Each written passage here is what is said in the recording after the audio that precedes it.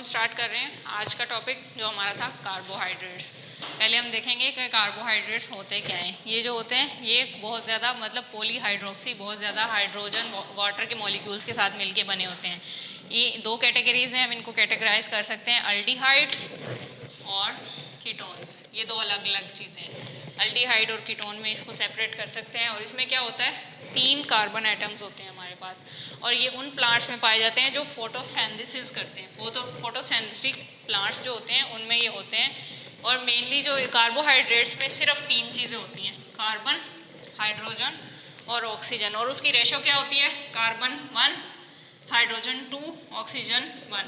मतलब कि अगर कार्बन 6 हैं तो हाइड्रोजन 12 होंगे और ऑक्सीजन भी 6 होंगे। ये इसकी रेशो होती है कि जो भी चीज़ है ना कि पहले में और तीसरे में उसको 2 से मल्टीप्लाई करो तो उतने हाइड्रोजन हमारे पास होंगे। ठीक है, तो मेनली इसमें क्या होता है कार्बोहाइड्रेट्स में, एक तो ग्लूकोज होता है, सुक्रोज होता है और स्टार्च होता है।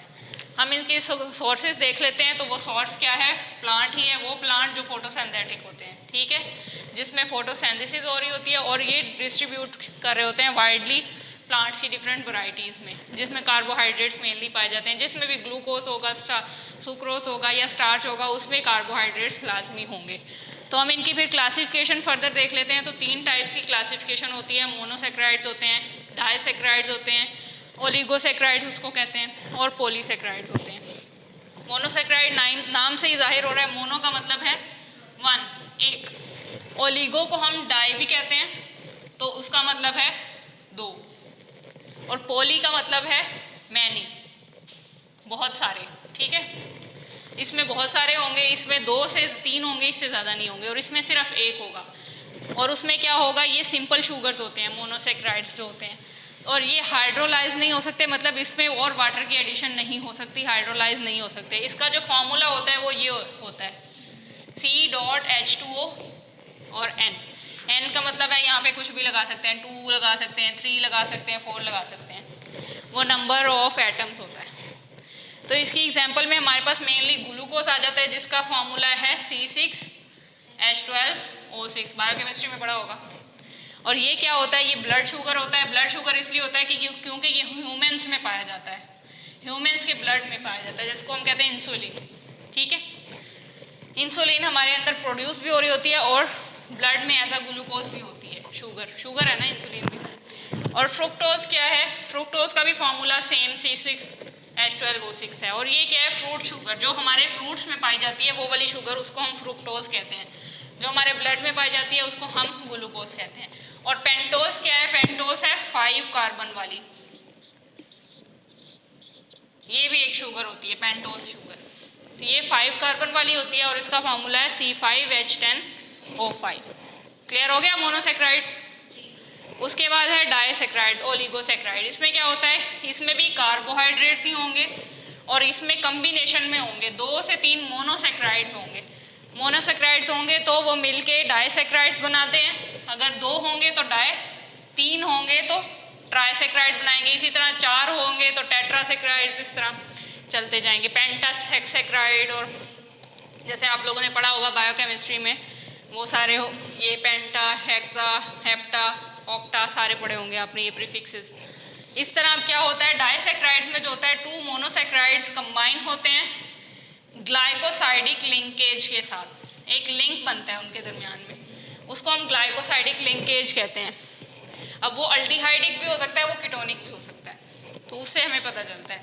उसमें एग्जाम्पल्स हमारे पास डाइसेक्राइड में सुक्रोज है। सुक्रोज क्या है, डेक्स्ट्रो ग्लूकोज और डेक्स्ट्रो फ्रुक्टोज का मिक्सचर है। इसमें ये दोनों कंपाउंड्स होंगे, ये दोनों शुगर्स होंगे, ग्लूकोज और फ्रुक्टोज, तो जाके सुक्रोज बनेगा। और इसको हम कहते हैं टेबल शुगर, जो हम रोज़ डेली यूज़ में इस्तेमाल करते हैं। ठीक है, वो सुक्रोज होती है जो हम डेली यूज़ में इस्तेमाल करते हैं। क्लियर है। उसके बाद आ जाता है हमारे पास पॉलीसेक्राइड। पॉलीसेक्राइड में बहुत सारे large number of monosaccharides add होंगे तो जाके पॉलीसेक्राइड्स बनेंगे। तो वो क्या करते हैं, वो पॉलीसेक्राइड्स बना देते हैं। ये भी कॉम्प्लेक्स स्ट्रक्चर में होते हैं और ये नॉन शुगर होते हैं। इनको हम शुगर नहीं कहते क्योंकि इसमें बहुत सारे पॉलीसेक्राइड्स होते हैं। तो इसमें मेनली एगर आ जाता है, ये एक बैक्टीरियल मीडिया होता है। ये एक स्टार्च आ जाता है जो हमारे डिफरेंट वेजिटेबल्स में पाया जाता है। और एक पेक्टिन आ जाता है, ठीक है। ये तीन है, इन तीनों को हम क्या कहेंगे, ये नॉन शुगर है, starch, agar and pectin. Clear है? ठीक है, इसको जरा पॉज करें, इसमें फिर आगे हम पढ़ते हैं। अब हमने टाइप्स डिस्कस कर ली क्लासिफिकेशन की, उसके बाद हम देखते हैं हमारे पास कौन कौन से ऐसे इंपॉर्टेंट मेडिकली इंपॉर्टेंट कार्बोहाइड्रेट्स हैं जिनको हम डिस्कस कर सकते हैं। तो उसमें सबसे पहले एकेशिया आता है। ये एकेशिया हमने पहले भी डिस्कस किया हुआ है, ठीक है। तो इसमें सबसे पहले इसका साइंटिफिक नेम आ जाता है, अकेशिया सिनिगल भी कहते हैं इसको, और इसकी दो वैरायटीज हैं, अकेशिया अरेबिका। वन है अकेशिया सिनिगल, सेकंड है अकेशिया अरेबिका। इसको सिनोनिम में हम इनको मतलब गम अकेशिया, गम अरेबिका भी कह सकते हैं, इन्हीं दोनों के नामों से रिलेट करके। तो इस तरह इसका हम क्या पार्ट लेते हैं, ड्राइड गम लेते हैं। जो गम किसी भी दरख्त की ब्रांच पे, स्टेम पे लगी हुई होती है, स्टिक की हुई होती है, हम उसको ले लेते हैं, एक्सट्रैक्ट कर लेते हैं। इसकी फैमिली है लेग्यूमिनोसे। अब आपने देखा होगा बहुत सारे प्लांट्स ऐसे हैं जिसमें ये फैमिली डिस्कस हो रही है, तो आप इससे रिलेट भी कर सकते हैं कि इन सब की फैमिली है क्या। आप इसका एक शॉर्ट नोट्स भी बना सकते हैं कि कौन कौन से प्लांट्स हैं जिनकी ये फैमिली है, कौन कौन से प्लांट्स हैं जिनकी जिंजीबरेसी है, और कौन कौन से प्लांट हैं जिनकी अम्बेलिफरी है। ये तीन जो मेन यूज़ होती हैं। उसके बाद कुछ अनकॉमन है, ठीक है, जो कुछ कुछ साइंटिफिक नेम से भी रिलेट कर रही होती हैं। इसमें क्या होता है, अरेबिन होता है, अकेशिया अरेबिका से अरेबिन निकला। अरेबिन में मैग्नीशियम भी अटैच हो सकता है, पोटाशियम भी हो सकता है, पोटाशियम को के कहते हैं, और कैल्शियम के सॉल्ट्स भी हो सकते हैं। और वो किसके साथ अटैच होते हैं, अरेबिक एसिड के साथ, उसको हम अरेबिन कहते हैं, ठीक है। उसके बाद इसके मेडिकल यूजेस में हम देखते हैं कि ये डिफरेंट हमारी इमल्सिफाइंग एजेंट के तौर पे भी यूज़ हो रहा होता है, किसी भी इमल्शन में यूज़ हो रहा होता है, उसको अच्छे इफेक्ट्स इमल्शन के इफेक्ट्स देने के लिए बाइंडर के तौर पे यूज़ हो रहा होता है। ये अब एक्टिव इंग्रेडिएंट नहीं है, ये एज ए एक्सीपिएंट यूज़ हो रहा होता है। एक्सीपिएंट वो होते हैं जो कि हम अपने एक्टिव इंग्रेडिएंट के साथ डालते हैं ताकि वो अच्छी तरह उसको बाइंड कर सकें। कोई भी हमारी ड्रग है उसके साथ अच्छी तरह मिक्स होके, जैसे एक टैबलेट होती है उसमें पूरा एक्टिव इंग्रेडिएंट नहीं होता, एक्सीपिएंट्स होते हैं, बाइंडर होते हैं, थिकनर होते हैं, इमल्सिफाइंग एजेंट इमल्शन में होते हैं, सिरप्स में होते हैं। और इसी तरह थिकन करने के लिए किसी भी जूस को, किसी भी सिरप को थिक करने के लिए भी एकेशिया यूज़ हो रहा होता है, ठीक है। अब हम आ जाती है कलेक्शन पे कि हम इसकी कलेक्शन कैसे कर सकते हैं, इसको कैसे ले सकते हैं किसी प्लांट से, किसी ट्री से। तो सबसे पहले 6 मीटर हाई ट्री होना चाहिए हमारे पास, ट्री या प्लांट कुछ भी। उसको फिर हम कट करेंगे ट्रांसवर्सली, थोड़ा सा टेढ़ा कट करेंगे, ठीक है। फ्लोएम सेल्स पे हम कट लगाएंगे उसके, और बैक्टीरियल अटैक से भी बचाने के लिए हम उसको थोड़ा ट्रांसवर्सली करते हैं, ठीक है। फ्लोएम सेल्स जो होते हैं फिर जो अंदर से होते हैं वो सॉफ्ट से होते हैं, उनको वो कन्वर्ट कर देता है गम में। कट ही हम फ्लोएम सेल्स पे लगाएंगे क्योंकि वो गम में कन्वर्ट हो जाते हैं। और फिर उसको हम किसी भी लेदरी बैग में, लेदर के बैग में स्टोर कर भी सकते हैं 2 to 3 मंथ्स के लिए, इससे ज़्यादा हम स्टोर नहीं कर सकते लेदर के बैग में। तो ये होगी इसकी कलेक्शन कि हम एक 6 मीटर हाई ट्री है या कोई भी प्लांट है एकेशिया का, तो उसको ट्रांसवर्सली उसके फ्लोएम सेल्स पे कट लगाएंगे, उसको बैक्टीरियल अटैक से भी बचाता है। बैक्टीरियल अटैक कुछ ऐसे बैक्टीरियाज होते हैं जो इस फ्लोएम सेल को गम में कन्वर्ट करने के लिए हेल्प कर रहे होते हैं। तो फिर फ्लोएम सेल्स जो होते हैं गम में कन्वर्ट हो जाते हैं, हम वो गम एक्सट्रैक्ट कर लेते हैं, ले लेते हैं और लेदरी बैग में उसको स्टोर कर सकते हैं 2 to 3 मंथ्स के लिए। फिर हम देखते हैं कि इसका करैक्टर कैसा होगा गम अकेशिया का, कि उसका कलर कैसा होगा, उसकी शेप कैसी होगी, उसकी स्मेल कैसी होगी, ऑर्डर कैसा होगा। ऑर्डर में ये होता है कि ये ऑर्डरलेस होती है, इनकी कोई स्मेल नहीं होती, नो स्मेल, ठीक है।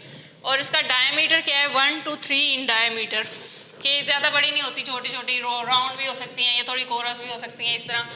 और डार्क ब्राउन कलर होगा इसका, ठीक है। तो ये एकेशिया क्लियर हो गया। उसके बाद हमारे पास आ जाता है ट्रैगाकैंथ। ट्रैगाकैंथ का ये साइंटिफिक नेम, बोटेनिकल नेम मैंने इसे नीचे ही लिख दिया है, एस्ट्रागैलस गमीफर। गम ही है ना ट्रैगाकैंथ भी, तो इसलिए एस्ट्रागैलस गमीफर। गोंद कतीरा इसको कहते हैं। ये कॉमनली हमारे यूज़ होता है हाउस होल्ड में भी और डिफरेंट जगह पे यूज़ होता है, डिफरेंट रेमेडीज़ के लिए यूज़ होता है। ये क्या है, ये भी ड्राइड गम है और हम किसी भी स्टेम से इसको लेते हैं। एक्सुडेट ऑफ स्टेम होता है, मतलब स्टेम से कोई भी चीज़ लीक होती है, फिर वो हार्डन हो जाती है, लाइक ड्राई हो जाती है, उसके बाद हम उसको ले लेते हैं। तो इसकी भी फैमिली है लेग्यूमिनोसा। इसको क्या कहेंगे, इसमें क्या होगा कॉन्स्टिट्यूएंट, ट्रैगाकैंथिन बेसोरिन, ट्रैगाकैंथिन बेसोरिन, इसमें ये है और उसमें अरेबिन है, लाइक नेम से ही दोनों के निकल रहे हैं। उसके बाद ये भी सेम वैसे ही emulsifying, suspending agent, demulcent, cosmetics में हमारी में यूज़ हो रहा होता है, फूड इंडस्ट्री में यूज़ हो रहा होता है। तो ये सब जो है हमारी किसी भी ड्रग के किसी भी प्रिपरेशन को इन्हेंस करने के लिए, इमल्शन को, सस्पेंशन को इन्हेंस करने के लिए यूज़ हो रहा होता है, उसकी प्रॉपर्टीज़ जो हैं, ताकि वो जो है अच्छे से उसको प्रिजर्व कर सकें। वरना कुछ चीज़ें ऐसी होती हैं जो हमारी लॉन्ग टाइम के लिए प्रिजर्व हम नहीं कर सकते, ख़राब होने का खतरा होता है। अब इसकी कलेक्शन हम देख लेते हैं कि कैसे करेंगे। अब ये ट्रैगाकैंथ जो है ये 1 मीटर हाई होना चाहिए, 1 to 2 ईयर्स ओल्ड होना चाहिए इसका जो प्लांट है। और इसकी ब्रांचेस जो हैं थॉर्नी, मतलब वो कांटेदार ब्रांचेस होनी चाहिए या श्रब्स होनी चाहिए जिसमें से हम उसको लेंगे, ऑब्टेन करेंगे। और वो प्रोसेस क्या कहलाएगा, गमोसिस, कि हम उसमें से गम ले रहे हैं ना, तो इसलिए उसको हम गमोसिस कहेंगे। वो किस प्लांट से लेंगे, 1 to 2 ईयर्स ओल्ड प्लांट से लेंगे, उसको इंजर्ड करेंगे।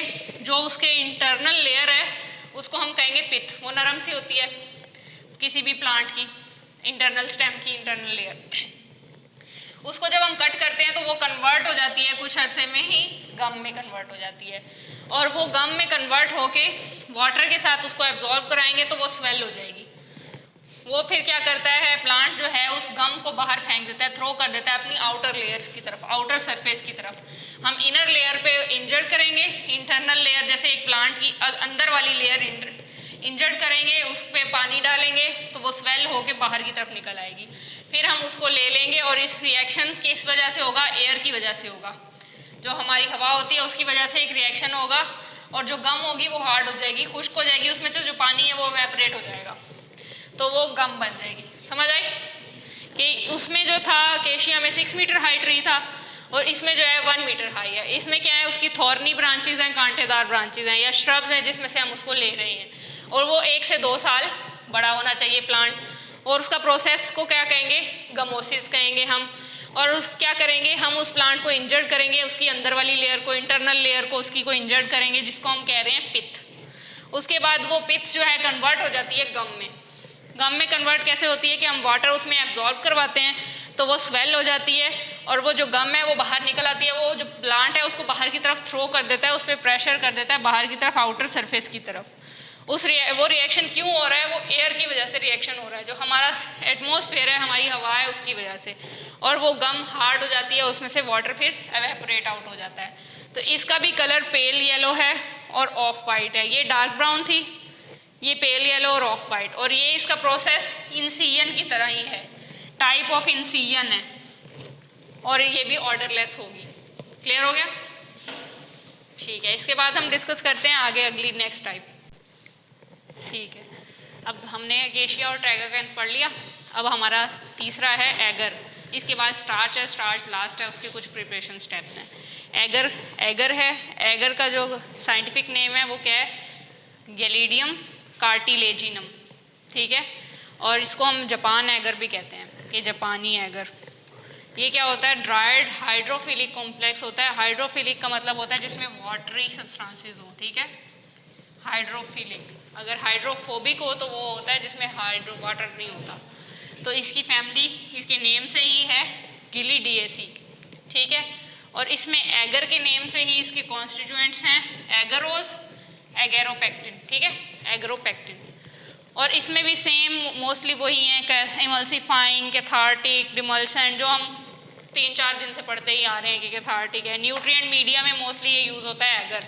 हम कोई भी बैक्टीरियल कल्चर बनाते हैं तो उसमें वो ये यूज़ होता है कि हम कुछ एगर के स्टेन्स लेते हैं और उसको सोल्यूशन के साथ मिक्स करके कुछ अरसे के लिए ओवरनाइट रख देंगे या 2-3 दिन के लिए रख देंगे। उसके बाद हम देखेंगे उसमें बैक्टीरियल ग्रोथ कितनी हुई है। इसलिए हम कहते हैं बैक्टीरियल कल्चर के लिए न्यूट्रिएंट मीडिया में हम एगर को यूज़ करते हैं। और ये लैक्सेटिव भी है, लाइक कॉन्स्टिपेशन को ट्रीट करने के लिए भी। इसकी कलेक्शन हम कैसे करते हैं, एलजी कल्टीवेट होता है। आपको पता है एलजी कहाँ होता है, मेनली ये रिवर्स में, उसमें इसकी कोस्ट में, सी कोस्ट में, रिवर कोस्ट में। और इसको फिर क्या करते हैं, लेते हैं वॉश करते हैं 24 घंटे के लिए इसको। उसके बाद क्या करते हैं, बीटन, इसको अच्छे से कूटते हैं, फिर उसको शेक करते हैं, फिर उसको उसमें से क्या करते हैं, सैंड और जो शेल्स होते हैं उनको रिमूव कर देते हैं अच्छे से। उसके बाद इसको क्या करते हैं, स्टीम हीट करते हैं और उसके बाद क्या है, इसको देखते हैं 34 आवर्स के लिए रख देते हैं, 30 आवर्स के लिए। उसके बाद एक्सट्रैक्ट करते हैं उन केमिकल्स को जो हमें एगर वाले चाहिए होते हैं, और ये किस में फॉर्म में होती है, जेल लाइक स्ट्रक्चर में होती है।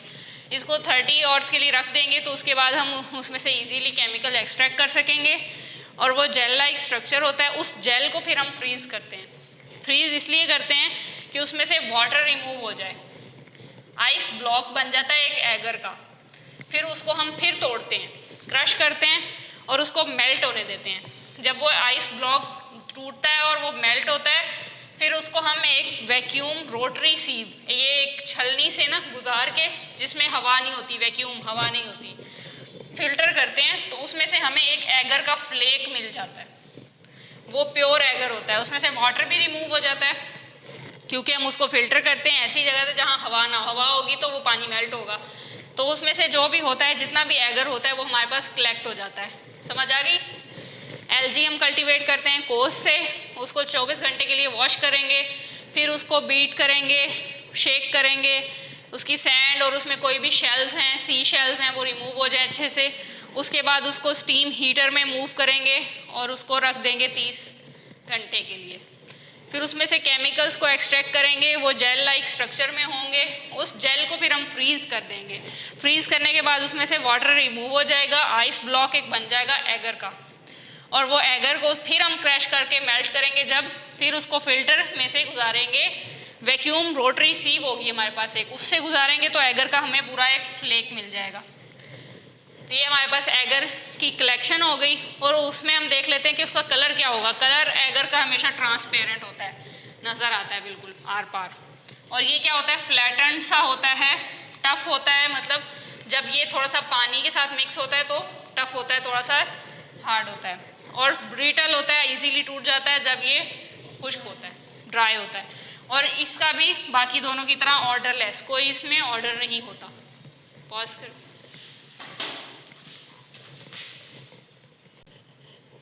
अब हमारा लास्ट रह गया स्टार्च। अब ये स्टार्च क्या है, ये पॉलीसेक्राइड है।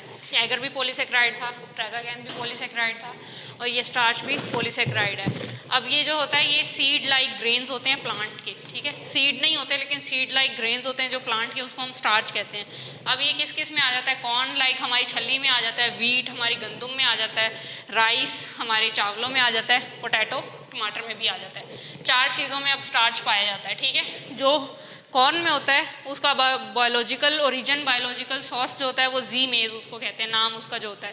फैमिली उसकी ग्रैमीनी होती है, ठीक है। इसी तरह जो ग्रेन वाटर इसमें वीट में होते हैं उसको ट्राइटिकम एस्टिवम कहते हैं, और इसकी भी फैमिली ग्रैमीनी है, ठीक है। इसी तरह जो राइस में होता है ओरिजा सैटिवा, इसकी भी फैमिली ग्रैमीनी, तीनों की, कॉर्न वीट राइस, तीनों की फैमिली ग्रैमीनी है। एक जी मेज है, एक ट्राइटिकम एस्टिवम और एक है ओरिजा सैटिवा। इन तीनों की फैमिली सेम है। लेकिन जो पोटैटो में होता है स्टार्च, उसको कहते हैं सोलेनम टोबरसम, ठीक है, और उसकी फैमिली है सोलानेसी। हो गया क्लियर? अब बस हमने इसमें देखनी है कलेक्शन और प्रिपरेशन। जो मेन स्टेप्स हैं वो सब में हमने चेक करने हैं कि हम किस तरह से स्टार्च को एक्सट्रैक्ट कर सकते हैं, कॉर्न में से, वीट में से, राइस में से और पोटैटो में से। तो हम पहले देख लेते हैं कि कॉर्न में से हम कैसे सेपरेट कर सकते हैं। कॉर्न में जो होता है, हम जो उसके ग्रेन्स लेते हैं स्टार्च के, उसको सॉफ्टन करते हैं और सोक कर देते हैं aqueous solution of sulphuric acid, H2SO4 कहते हैं सल्फ्यूरिक एसिड को। तो जो उसका एक्वस सॉल्यूशन होता है, वाटर के साथ मिक्सचर होता है सॉल्यूशन H2SO4 का, उसमें इन ग्रेन्स को सोक कर देते हैं ताकि ये सॉफ्ट हो जाएं। और कितनी डिग्री सेंटीग्रेड पे, 50 डिग्री सेंटीग्रेड पे हम टेम्परेचर मेंटेन करते हैं, और 3 to 4 डेज़ के लिए उसको छोड़ देंगे उनके ग्रेन्स को। फिर उसके बाद हम उसको क्रश करेंगे सेपरेट करने के लिए स्टार्च को। जो एम्ब्रियो होगा और जर्म मिल्की फ्लूइड होगा, ये होगा स्टार्च और प्रोटीन का मिक्सचर हमें मिल जाएगा। एक एम्ब्रियो भी मिल जाएगा और जर्म मिल्की फ्लूइड भी मिल जाएगा। उसके बाद हम स्टार्च को सेपरेट करने के लिए उसमें ऐड करेंगे अल्कली सोल्यूशन, कोई भी अल्कलाइन सोल्यूशन जिसकी पीएच अल्कलाइन हो, नॉर्मल से नीचे हो। और वो क्या करेगा सोल्यूशन, वो प्रोटीन को एब्जॉर्ब कर लेगा उस स्टार्च के सोल्यूशन में से। उसके बाद उसके बाद हम इसको ना फ्लैश ड्रायर में ड्राई करेंगे और हमारे पास जो कॉर्न स्टार्च है वो आ जाएगा। उसमें से सारी जो प्रोटीन सोल्यूशन जिसको अल्कली ने एब्जॉर्ब किया था वो सारा ड्राई हो जाएगा और हमें स्टार्च मिल जाएगा। आगे समझ किस में करेंगे हम, फ्लैश ड्रायर में करेंगे। ये हमारे पास एक लेबॉर्ट्री में हमारी इसी भी होते हैं, ओवन की तरह होते हैं, ठीक है। इन्हें ट्रेज हम रखते हैं और वो एक टेम्परेचर मेंटेन करते हैं और उसमें ये ड्राई हो जाते हैं। तो ये हमारे कॉर्न स्टार्च की प्रिपरेशन और कलेक्शन हो गई। व्हीट स्टार्च को कैसे कलेक्ट करते हैं, हम एक गंदम ले लेते हैं, उसमें पानी को ऐड करते हैं, डो बनाते हैं, गंदम का आटा ले लेते हैं, डो बना लेते हैं उसकी। उसके बाद क्या करते हैं, स्मॉल बॉल्स, छोटी छोटी बॉल्स बना लेते हैं और उसके बाद उसमें थोड़ा थोड़ा पानी ऐड करते रहते हैं और उसको मिक्स करते रहते हैं, शेक करते रहते हैं। फिर हमारे पास एक लिक्विड स्टार्च बन जाता है, वो हमारे पास आ जाता है। फिर हम उसको एक बीकर में लेते हैं और एक सेंट्रीफ्यूग मशीन होती है हमारे पास जो उसको बीकर को नहीं हिलाती, लेकिन वो अंदर से जो फ्लूइड होते हैं वो घूमता रहता है, सेंट्रीफ्यूज करती रहती है, उसको घुमाती रहती है और उसको फिर हम ड्राई करते हैं तो हमारे पास स्टार्च आ जाता है, ठीक है। तो ये थी हमारी व्हीट स्टार्च की कलेक्शन। अब हम राइस स्टार्च की कलेक्शन देख रहे हैं कि हम टूटे हुए चावल लेते हैं, जो टोटा चावल जिसको हम कहते हैं, हम वो लेते हैं और उनको हम सॉफ्टन कर लेते हैं। सॉफ्टन कैसे करते हैं, उसमें सोडियम हाइड्रोक्साइड का सॉल्यूशन ऐड करके उसको सॉफ्ट कर लेते हैं। फिर उसको हम क्रश करते हैं, तोड़ते हैं और मिक्स कर देते हैं वाटर के साथ, ठीक है। वाटर के साथ मिक्स करेंगे तो स्टार्च को सेपरेट करने के लिए क्या करेंगे, सॉल्यूशन को कैप कर देंगे, स्टैंडिंग मतलब कुछ देर के लिए छोड़ देंगे और फिर उसको ड्राई करेंगे 50 to 60 डिग्री सेंटीग्रेड टेम्परेचर पे। अच्छी तरह क्रश किया, वाटर के साथ मिक्स किया, उसको ड्राई करेंगे तो वाटर एवेपोरेट हो जाएगा 50-60 डिग्री सेंटीग्रेड पे। हमारे पास जो राइस स्टार्च है वो मिल जाएगा हमें, वो ऑब्टेन हो जाएगा। क्लियर हो गया।